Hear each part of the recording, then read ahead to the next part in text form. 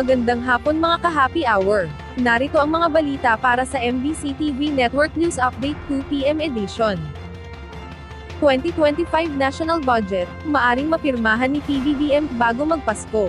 Nakatakdang mapirmahan na ni Pangulong Ferdinand Marcos Jr. ang 2025 National Budget bago magpasko. Sinabi ni Presidential Legislative Liaison Office Chief Mark Leandro Mendoza, na ang spending bill ay isa sa mga apat na panukala na ang administrasyon ay mapirmahan bago magtapos ang taon. Hindi naman ito binanggit kung anong mga panukala ang maaaring ma-reenact ngayong taon, basta sinabi lamang niya na ang mga ito ay dumaan sa Bicameral Conference Committee. Ang Bicameral Conference Committee ay binubuo ng 8 miyembro ng Senado at 16 na miyembro ng House of Representatives na sila ang nagre-reconcile sa mga komplikadong probisyon ng bersyon ng panukala mula sa House at Senado. Una nang sinabi ni Pangulong Ferdinand Marcos na maaring maipasa na ang 6.352 trillion pesos na 2025 national budget bago magpasko. Samantala, mga negosyante, kinontra ang plano ng MMDA na pagbawalan ang mga pagsasagawa ng sales. Kinontra ng Philippine Retailers Association ang panukala ng Metropolitan Manila Development Authority, na pagbawalan ang pagsasagawa ng mall-wide sales ngayong Christmas season. Sinabi ni PRA President Roberto Claudio na tuwing ngayong panahon lamang nakakabawal ang mga store owners, kung saan hindi lamang ang mga malalaking negosyante at maging ang mga medium-sized at maliliit na negosyante. Maging ang gobyerno aniya ay makikinabang dahil sa value-added tax na mga nababayaran ng bawat mamimili.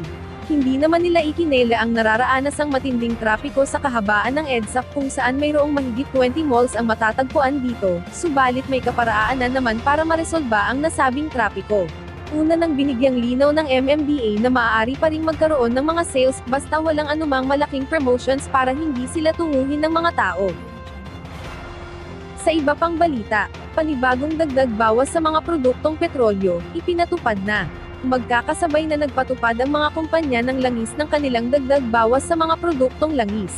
Kaninang alas 6 ng umaga, nang ipinatupad ang dagdag na 40 centavos sa kada litro ng gasolina, habang ang diesel ay mayroong 50 centavos na bawas sa kada litro, at 75 centavos naman sa kada litro ang bawas sa kerosene. Itinuturing dahilan ng Department of Energy na ang dahilan ng nasabing magkahalong dagdag bawas sa mga produktong langis, ay ang patuloy na tensyon sa gitnang silangan.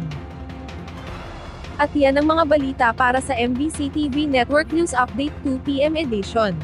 Abangan ang mga susunod na balitaan mamaya para sa 3 PM edition.